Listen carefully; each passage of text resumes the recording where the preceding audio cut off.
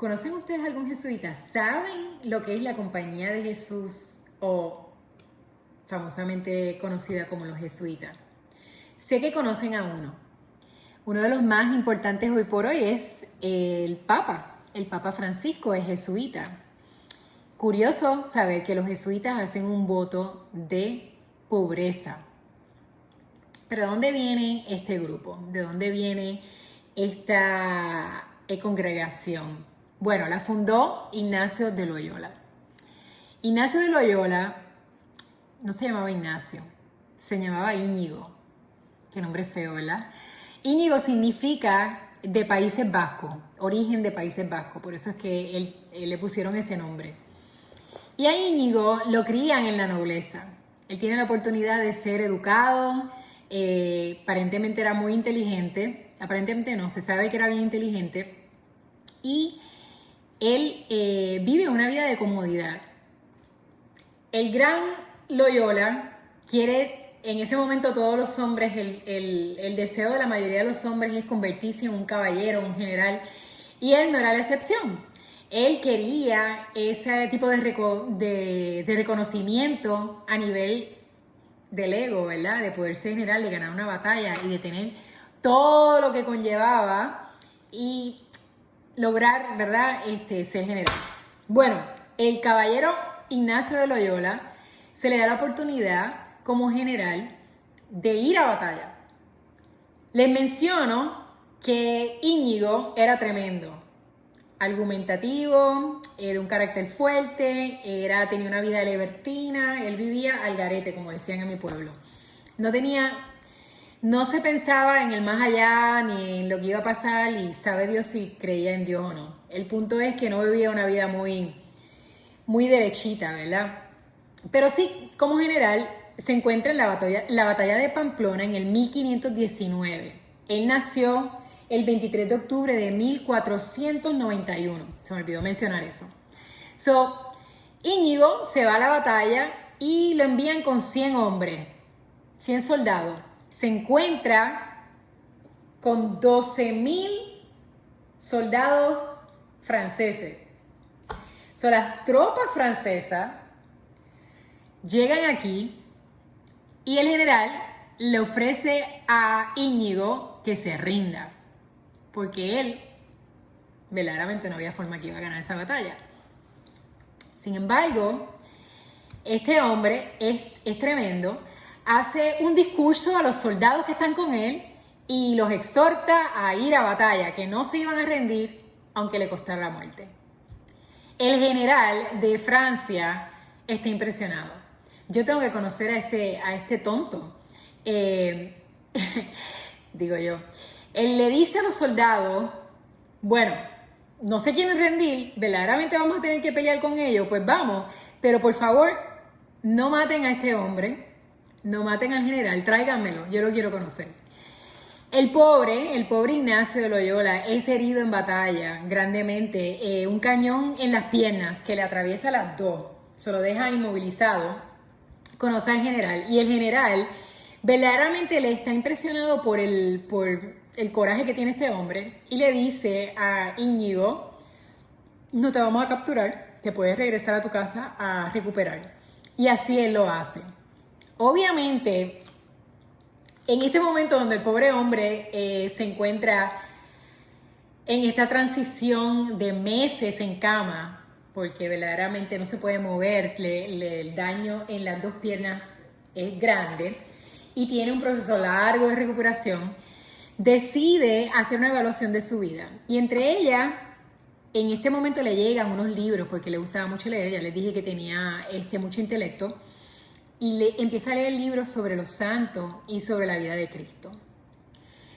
En su biografía se dice que él tuvo una visión de Cristo y una visión de la Virgen. Y esto obviamente trasciende y hace que él cambie. Y aquí cambia su nombre de Íñigo a Ignacio, que significa de fuego, de Ignacio, de Ignar. Así que tenemos allá a Ignacio de Loyola. Cuando pasa ese proceso de recuperación, él decide, él quiere peregrinar, él quiere ir a diferentes sitios, entre ellos va a Manresa, norte de España. Y aquí, y lo importante de Manresa es que él empieza a tener como un journal de su proceso, de lo que le está pasando, de las visiones, y a su vez, él es una persona bien de razón.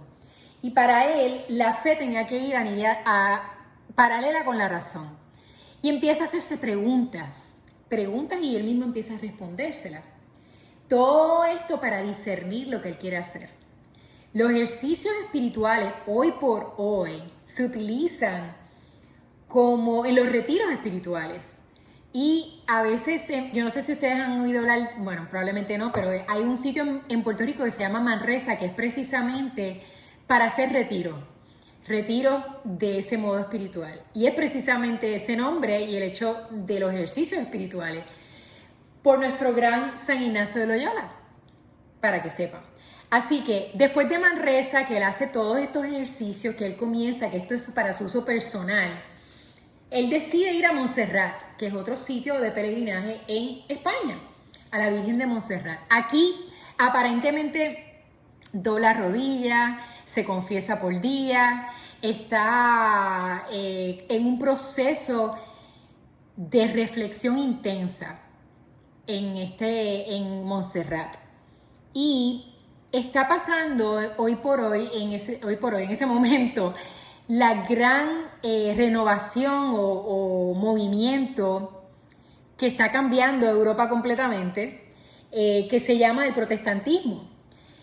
Este surgimiento de protestante hace que Ignacio empiece no solamente a entender su fe, pero a la misma vez a entender la importancia de defenderla. De defenderla no solamente, ¿verdad?, con fe, de defenderla verdaderamente con el conocimiento para argumentar con los protestantes. Sabemos que Martín Lutero y los calvinistas, que fueron los más importantes dentro del surgimiento del protestantismo, ellos argumentaban la corrupción de la iglesia. Esto no tenía argumento. Esto se sabía que la iglesia había caído en una corrupción. Pero San Ignacio pensaba que la razón por la cual la corrupción de la iglesia estaba pasando era porque muchas personas se alineaban o se metían a la iglesia, padres, sacerdotes, que no tenían vocación. Que lo hacían porque querían el poder, porque querían otras cosas, que no era el amor a Cristo. Por eso es que para él era importante que volviéramos a las raíces de ser la compañía de Jesús, que de ahí viene el nombre, ¿verdad?, de jesuita. Compañía de Jesús era el nombre que él le dio a su organización.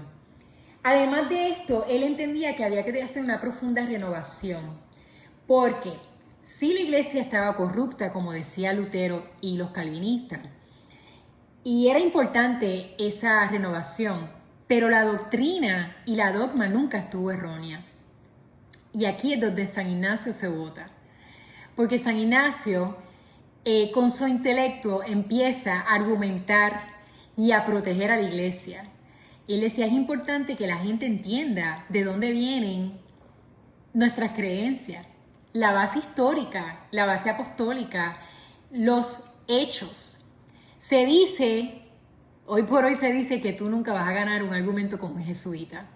Y eso se lo debemos a Ignacio de Loyola, porque ahí él decidió en ese momento que iba a defender, no solamente a defender a la iglesia, iba a exponer los puntos por los cuales la iglesia y el papa debían estar no solamente juntos, pero deberían seguir siendo la representación de Jesús en el mundo. Ok, pasa a Montserrat y él decide, como les dije, pasa por un proceso donde se convierte en mendigo, mendiga y con muchos santos pasan por el proceso de meterse en cuevas y aislarse y todo lo demás. Y es ahí que él determina que él puede ayudar más a la iglesia educándose aún más. Él va a la Universidad de París y empieza a utilizar estos ejercicios espirituales con un grupo de personas. Y la ventaja de estos ejercicios espirituales se hace hace posible que esta compañía de Jesús se logre realizar. Van donde el Papa, le explican su exposición. Lo más controversial de los jesuitas es su lealtad al Papa, la defensa del Papa. La defensa añadido a, ¿verdad? Como digo yo, al poder y la actividad intelectual que estas personas tenían, con su poder financiero y político, hizo que el mundo cambiara, porque ellos hicieron misiones en todo el mundo, los jesuitas, cambiaron la forma en que la iglesia ejercía, porque él decía, y era cierto, que no solamente los sacerdotes tenían que pasar por el proceso de ejercicios espirituales para determinar si verdaderamente discernir, si verdaderamente le iban a servir a Dios como sacerdote o como, ¿verdad? Como sacerdotes o padres, o en la vida laica. Por lo tanto, hay un montón de jesuitas que viven una vida y se han destacado en sus diferentes campos, porque también Ignacio de Loyola pensaba y decía que para tú servirle a Dios tú tienes que ser el mejor en lo que tú hagas, de acuerdo a todas las destrezas y regalos que Dios te ha dado, que son diferentes los tuyos a los míos. Por lo tanto, si tú eres bueno en matemáticas, en ciencias, en todos estos campos, tú debes ser el mejor y poner esas herramientas y tus conocimientos para el servicio de la iglesia. Así que gracias a Ignacio de Loyola, comienzan a dar gratis la educación. Son estas escuelas que se fundan, no solamente a nivel académico elemental, sino también en todas áreas, porque se conocen, hay muchas universidades también de leyes. De nuevo, como le digo, que nadie podía argumentar con los jesuitas porque ellos tenían el conocimiento y la capacidad. Ese era el enfoque de Ignacio de Loyola. Esa era parte de las misiones y del propósito de crecer en la sociedad y hacer los cambios sociales que eran necesarios para estar caminando con Dios, para estar caminando con Jesús. Obviamente, lo más controversial es la lealtad al Papa. Y esto le trajo a los pobres jesuitas mucho problema, mucha polémica. Inclusive en un momento el Papa tuvo que cancelar esta congregación porque muchos países le pidieron lo mismo y habían sido expulsados de diferentes países en todo el mundo. Y los pobrecitos estuvieron encarcelados. La historia de los jesuitas es larga. Es una historia muy linda, controversial, tiene mucha polémica, pero le agradecemos a Ignacio de Loyola que la fundó el 15 de agosto de 1541 y cambió por completo la educación del mundo entero, porque le daba esa educación gratis a las personas, porque entendíamos que parte de eso era el deseo de Dios de tú poder ser lo mejor que tú puedas ser. Por lo tanto, países que eran socialistas, comunistas, que eso va en contradicción, ¿verdad?, de ser lo que tú mejor puedes ser, pues expulsaban a los jesuitas y demás.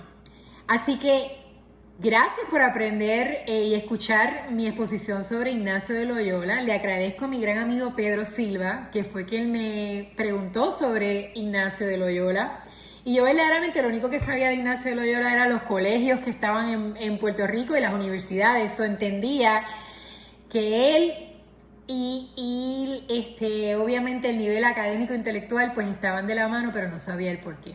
Le agradecemos a San Ignacio de Loyola los ejercicios espirituales para nosotros siempre poder evaluar cómo podemos ser lo mejor y cómo podemos a través de nuestras destrezas ayudar a la gente a conocer a su fe y determinar cuál es el deseo de la voluntad de Dios para todos nosotros. Que encontrando cuál es la voluntad de Dios, encontramos en sí nuestra propia felicidad.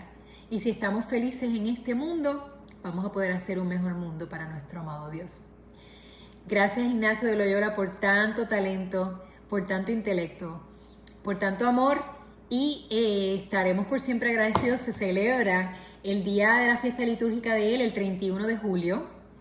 Y si quieren conocer un poquito más de San Ignacio, pueden buscarlo en Wikipedia, como lo hice yo. Bueno, gracias, que tengan buenas noches.